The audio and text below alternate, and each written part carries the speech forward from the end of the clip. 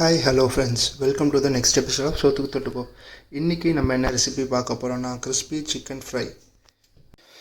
Crispy chicken பார்க்கும்போதே அந்த crunchiness அப்படியே கண்ணுக்கே தெரியுது, காதுக்கே சவுண்டு கேட்குதுங்க. எடுத்து ஒரு பைட்டு போகிறேன் நான் இப்போது.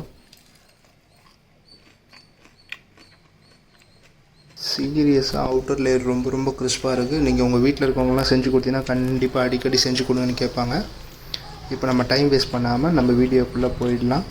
ஆனால் வீடியோக்குள்ளே போகிறதுக்கு முன்னாடி ஒரு சின்ன வேலை இருக்குது. லைக் பண்ணுங்கள், ஷேர் பண்ணுங்கள், சப்ஸ்கிரைப் பண்ணுங்கள், மறக்காமல் பெல் பட்டனையும் ப்ரெஸ் பண்ணுங்கள். வாங்க இப்போ வீடியோக்குள்ளே போகலாம்.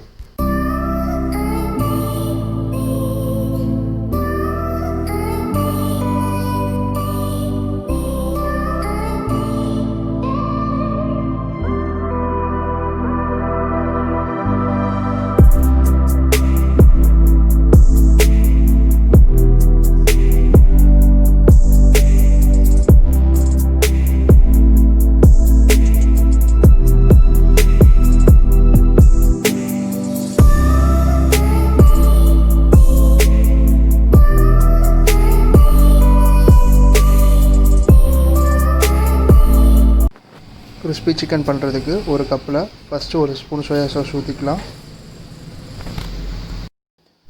3 ஸ்பூன் டொமேட்டோ கெச்சப் ஆட் பண்ணிக்கலாம்.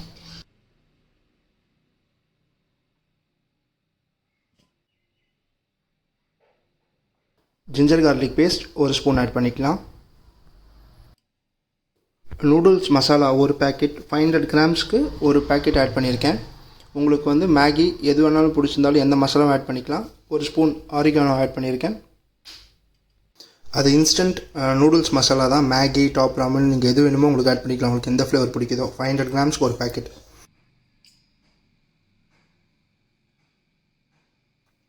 ஒரு ஸ்பூன் சால்ட் ஆட் பண்ணிக்கலாம். இப்போ இந்த மசாலா ஃபுல்லாக நல்லா மிக்ஸ் பண்ணி வச்சுக்கலாம்.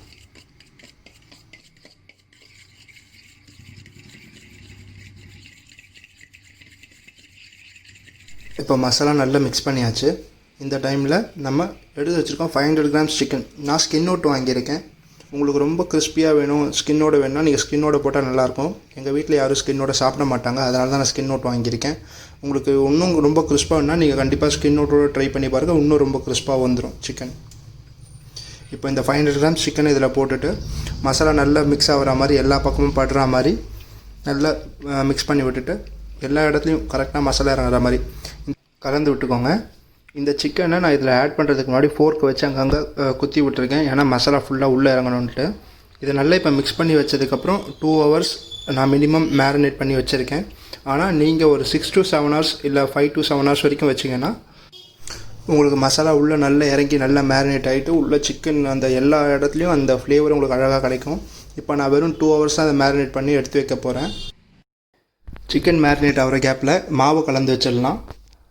ஃபஸ்ட்டு ஆரிகானோ ஒரு ஸ்பூன் எடுத்திருக்கேன். அதுக்கப்புறம் மைதா ஒரு கப் எடுத்திருக்கேன். கார்ன்ஃப்ளவர் ஒரு 3 ஸ்பூன் எடுத்திருக்கேன்.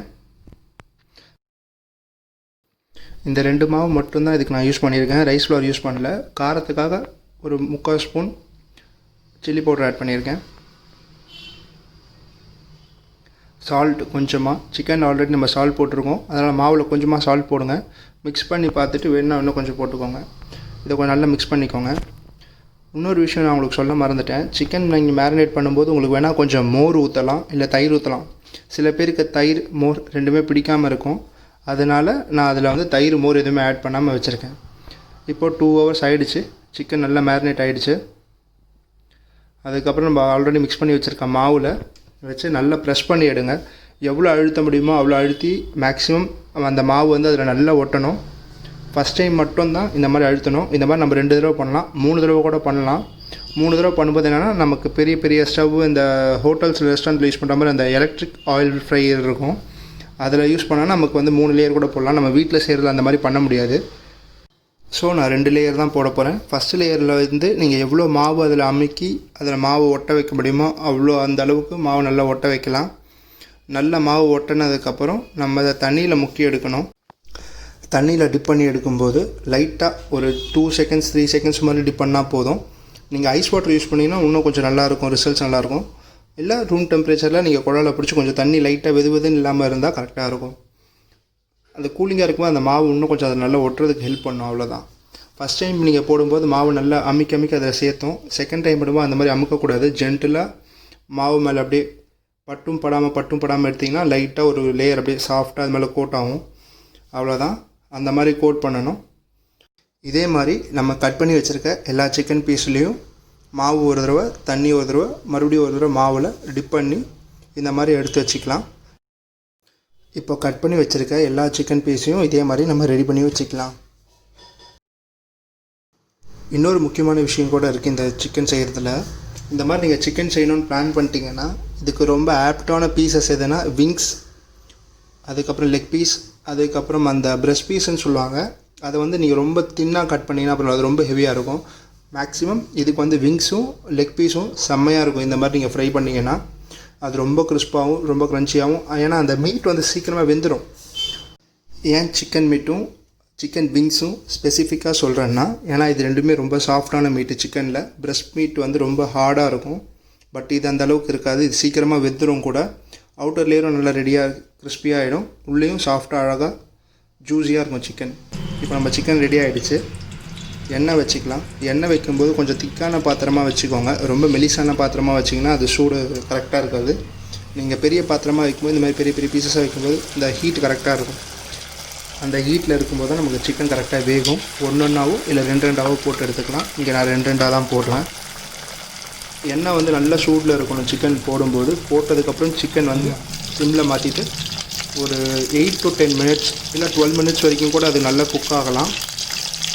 ஏன்னா பெரிய பெரிய பீசஸாக இருக்குது. பீஸுக்கு ஏற்ற மாதிரி நீங்கள் டைம் செட் பண்ணிக்கோங்க. இப்போ நான் பெரிய பெரிய பீசஸாக போட்டுறேன். 8 to 10 மினிட்ஸ் வரைக்கும் நான் அதை குக் பண்ணுறேன். ஃபஸ்ட்டு பேட்ச் போட்டு எடுத்துட்டேன். இப்போ செகண்ட் பேட்ச் போட்டிருக்கேன். இது ரெடி ஆனோடனே நம்ம கிறிஸ்பி சிக்கனை பிளேட்டிங் பண்ணிடலாம். கிறிஸ்பி சிக்கன் ரெடி ஆகிடும் சீக்கிரமாக. கிறிஸ்பி சிக்கன் ரெடி ஆகிடுச்சு. வீடியோ ஃபுல்லாக பார்த்த அனைத்து நண்பர்களுக்கும் நன்றி. மறக்காமல் ஷேர் பண்ணுங்கள், லைக் பண்ணுங்கள், சப்ஸ்கிரைப் பண்ணுங்கள். மறுபடியும் அடுத்த வீடியோவில் இன்னொரு நல்ல ரெசிபியோடு வந்து உங்களை சந்திக்கிறேன். அது வரைக்கும் பாய் ஃப்ரெண்ட்ஸ்.